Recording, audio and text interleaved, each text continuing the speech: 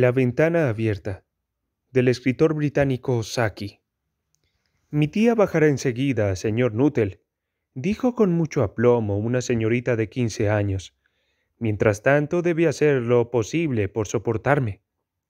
Frampton Nuttall se esforzó por decir algo que halagara debidamente a la sobrina sin dejar de tomar debidamente en cuenta a la tía que estaba por llegar. Dudó más que nunca que esta serie de visitas formales a personas totalmente desconocidas fueran de alguna utilidad para la cura de reposo que se había propuesto. Sé lo que ocurrirá, le había dicho su hermana cuando se disponía a emigrar a este retiro rural. Te encerrarás no bien llegues y no hablarás con nadie, y tus nervios estarán peor que nunca debido a la depresión. Por eso, te daré cartas de presentación para todas las personas que conocí allá. Algunas, por lo que recuerdo, eran bastante simpáticas. Frampton se preguntó si la señora Sapleton, la dama a quien había entregado una de las cartas de presentación, podía ser clasificada entre las simpáticas. ¿Conoce a muchas personas aquí?, preguntó la sobrina. Cuando consideró que ya había habido entre ellos suficiente comunicación silenciosa. Casi nadie, dijo Frampton. Mi hermana estuvo aquí en la rectoría hace unos 4 años y me dio cartas de presentación para algunas personas del lugar. Hizo esta última declaración en un tono que denotaba claramente un sentimiento de pesar. Entonces no sabe prácticamente nada acerca de mi tía, prosiguió la aplomada señorita. Solo su nombre y su dirección, admitió el visitante. Se preguntaba si la señora Sapleton estaría casada o sería viuda. Algo indefinido en el ambiente sugería la presencia masculina. Su gran tragedia ocurrió hace 3 años, dijo la niña, es decir, después que se fue su hermana. ¿Su tragedia?, preguntó Frampton. En esta apacible campiña las tragedias parecían algo fuera de lugar. Usted se preguntará por qué dejamos esa ventana abierta de par en par en una tarde de octubre, dijo la sobrina señalando una gran ventana que daba al jardín. Hace bastante calor para esta época del año, dijo Frampton. Pero, ¿qué relación tiene esa ventana con la tragedia? Por esa ventana, hace exactamente 3 años, su marido y sus 2 hermanos menores salieron a cazar por el día. Nunca regresaron. Al atravesar el páramo para llegar al terreno donde solían cazar, quedaron atrapados en una ciénaga traicionera. Ocurrió durante ese verano terriblemente lluvioso, ¿sabe? Y los terrenos que antes eran firmes de pronto cedían sin que hubiera manera de preverlo. Nunca encontraron sus cuerpos. Eso fue lo peor de todo. A esta altura del relato, la voz de la niña perdió ese tono seguro y se volvió vacilamente humana. Mi pobre tía sigue creyendo que volverán algún día, ellos y el pequeño Spaniel que los acompañaba, y que entrarán por la ventana como solían hacerlo. Por tal razón la ventana queda abierta hasta que ya es de noche. Mi pobre y querida tía, ¿cuántas veces me habrá contado cómo salieron, su marido con el impermeable blanco en el brazo y Ronald, su hermano menor, cantando como de costumbre? Berthier, ¿por qué saltas? Porque sabía que esa canción la irritaba especialmente. ¿Sabe usted, a veces, en tardes tranquilas como las de hoy, tengo la sensación de que todos ellos volverán a entrar por la ventana? La niña se estremeció. Fue un alivio para Frampton cuando la tía interrumpió en el cuarto pidiendo 1000 disculpas por haberlo hecho esperar tanto. Espero que Vera haya sabido entretenerlo, dijo. Me ha contado cosas muy interesantes, respondió Frampton. Espero que no le moleste la ventana abierta, dijo la señora Sapleton con animación. Mi marido y mis hermanos están cazando y volverán aquí directamente y siempre suelen entrar por la ventana. No quiero pensar en el estado en que dejarán mis pobres alfombras después de haber andado cazando por la ciénaga. Tan típico de ustedes los hombres, ¿no es verdad?, siguió parloteando alegremente acerca de la caza y de que ya no abundan las aves y acerca de las perspectivas que había de cazar patos en invierno. Para Frampton, todo eso resultaba sencillamente horrible. Hizo un esfuerzo desesperado, pero solo a medias exitoso, de desviar la conversación a un tema menos repulsivo. Se daba cuenta de que su anfitriona no le otorgaba su entera atención, y su mirada se extraviaba constantemente en dirección a la ventana abierta y al jardín. Era, por cierto, una infortunada coincidencia venir de visita el día del trágico aniversario. Los médicos han estado de acuerdo en ordenarme completo reposo. Me han prohibido toda clase de agitación mental y de ejercicios físicos violentos, anunció Frampton, que abrigaba la ilusión bastante difundida de suponer que personas totalmente desconocidas y relaciones casuales estaban ávidas de conocer los más íntimos detalles de nuestras dolencias y enfermedades, su causa y su remedio. Con respecto a la dieta, no se ponen de acuerdo, ¿no? Dijo la señora Sapleton, ahogando un bostezo a último momento. Súbitamente, su expresión revelaba la atención más viva, pero no estaba dirigida a lo que Frampton estaba diciendo. Por fin llegan, exclamó, justo a tiempo para el té, y parece que se hubieran embarrado hasta los ojos. ¿No es verdad?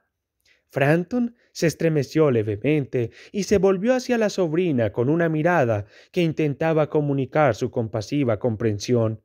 La niña tenía puesta la mirada en la ventana abierta y sus ojos brillaban de horror. Presa de un terror desconocido que helaba sus venas, Frampton se volvió en su asiento y miró en la misma dirección. En el oscuro crepúsculo, tres figuras atravesaban el jardín y avanzaban hacia la ventana. Cada una llevaba bajo el brazo una escopeta y una de ellas soportaba la carga adicional de un abrigo blanco puesto sobre los hombros. Lo seguía un fatigado español de color pardo. Silenciosamente se acercaron a la casa y luego se oyó una voz joven y ronca que cantaba: «Dime, Berthier, ¿por qué saltas?». Frampton agarró deprisa su bastón y su sombrero. La puerta de entrada, el sendero de grava y el portón fueron etapas apenas percibidas de su intempestiva retirada. Un ciclista que iba por el camino tuvo que hacerse a un lado para evitar un choque inminente. «Aquí estamos, querida», dijo el portador del impermeable blanco entrando por la ventana. «Bastante embarrados, pero casi secos». «¿Quién era ese hombre que salió de golpe? No bien aparecimos». «Un hombre rarísimo, un tal señor Nuttall», dijo la señora Sapleton. No hablaba de otra cosa que de sus enfermedades, y se fue disparado sin despedirse ni pedir disculpas al llegar ustedes. Cualquiera diría que había visto un fantasma. «Supongo que ha sido a causa del Spaniel», dijo tranquilamente la sobrina. «Me contó que los perros le producen horror. Una vez lo persiguió una jauría de perros parias hasta el cementerio cerca del Ganges, y tuvo que pasar la noche en una tumba recién cavada, con esas bestias que gruñían y mostraban los colmillos y echaban espuma encima de él. Así cualquiera se vuelve pusilánime. La fantasía sin previo aviso era su especialidad». La ventana abierta, del escritor británico Saki. «Mi tía bajará enseguida, señor Nuttall», dijo con mucho aplomo una señorita de 15 años. «Mientras tanto, debe hacer lo posible por soportarme». Frampton Nuttall se esforzó por decir algo que halagara debidamente a la sobrina sin dejar de tomar debidamente en cuenta a la tía que estaba por llegar. Dudó más que nunca que esta serie de visitas formales a personas totalmente desconocidas fueran de alguna utilidad para la cura de reposo que se había propuesto. «Sé lo que ocurrirá», le había dicho su hermana cuando se disponía a emigrar a este retiro rural. «Te encerrarás no bien llegues y no hablarás con nadie, y tus nervios estarán peor que nunca debido a la depresión. Por eso, te daré cartas de presentación para todas las personas que conocía ya. Algunas, por lo que recuerdo, eran bastante simpáticas». Frampton se preguntó si la señora Sapleton, la dama a quien había entregado una de las cartas de presentación, podía ser clasificada entre las simpáticas. ¿Conoce a muchas personas aquí?, preguntó la sobrina, cuando consideró que ya había habido entre ellos suficiente comunicación silenciosa. Casi nadie, dijo Frampton. Mi hermana estuvo aquí en la rectoría hace unos 4 años y me dio cartas de presentación para algunas personas del lugar. Hizo esta última declaración en un tono que denotaba claramente un sentimiento de pesar. Entonces no sabe prácticamente nada acerca de mi tía, prosiguió la aplomada señorita. Solo su nombre y su dirección, admitió el visitante. Se preguntaba si la señora Sapleton estaría casada o sería viuda. Algo indefinido en el ambiente sugería la presencia masculina. Su gran tragedia ocurrió hace 3 años, dijo la niña, es decir, después que se fue su hermana. ¿Su tragedia?, preguntó Frampton. En esta apacible campiña las tragedias parecían algo fuera de lugar. Usted se preguntará por qué dejamos esa ventana abierta de par en par en una tarde de octubre, dijo la sobrina señalando una gran ventana que daba al jardín. Hace bastante calor para esta época del año, dijo Frampton. Pero, ¿qué relación tiene esa ventana con la tragedia? Por esa ventana, hace exactamente 3 años, su marido y sus 2 hermanos menores salieron a cazar por el día. Nunca regresaron. Al atravesar el páramo para llegar al terreno donde solían cazar, quedaron atrapados en una ciénaga traicionera. Ocurrió durante ese verano terriblemente lluvioso, ¿sabe? Y los terrenos que antes eran firmes de pronto cedían sin que hubiera manera de preverlo. Nunca encontraron sus cuerpos. Eso fue lo peor de todo. A esta altura del relato, la voz de la niña perdió ese tono seguro y se volvió vacilamente humana. Mi pobre tía sigue creyendo que volverán algún día, ellos y el pequeño Spaniel que los acompañaba, y que entrarán por la ventana como solían hacerlo. Por tal razón la ventana queda abierta hasta que ya es de noche. Mi pobre y querida tía, ¿cuántas veces me habrá contado cómo salieron, su marido con el impermeable blanco en el brazo y Ronald, su hermano menor, cantando como de costumbre? Berthild, ¿por qué saltas? Porque sabía que esa canción la irritaba especialmente. ¿Sabe usted, a veces, en tardes tranquilas como las de hoy, tengo la sensación de que todos ellos volverán a entrar por la ventana?